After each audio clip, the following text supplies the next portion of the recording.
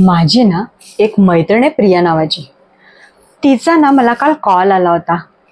ती ना एक गंमत सांगत होती, पण ती गंमत एक सत्य परिस्थिती होती बरं का. ती सांगत होती की तिच्या घरच्यांचं असं म्हणणं असतं की एकदा मुलाने मुलीला पाहून पसंत करायचं असतं आणि मुलीनेही मुलाला पाहून पसंत करायचं असतं. म्हणजे याचा अर्थ काय झाला? हे शुद्ध लव्ह ॲट फर्स्ट साईट झालं की नाही? जे हे लोक युगानुयुग करतायत. आणि हेच जर आम्ही आमच्या शाहरुखचं ऐकून केलं तर आजची पिढी भरकटात चालली आहे म्हणे. अहो, एका पाहण्याच्या कार्यक्रमात लोकांची लग्न ठरतात हो. म्हणजे ज्या व्यक्तीसोबत आपल्याला आपलं अख्खं आयुष्य घालवायचंय ती निवडण्यासाठी 1 तास पुरतो? नाही म्हणजे काही लोकांना पुरत असेलही हो. पण बाकीच्यांचं काय?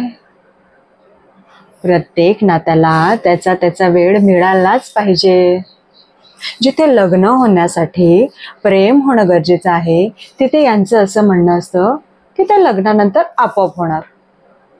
ते काय दुधाचं दही आहे का आपोआप व्हायला? आणि नाही झालं तर तडजोड. तडजोड ही नात्यांची गरज असावी, बेस नाही. एवढं साधंही कळू नये का यांना?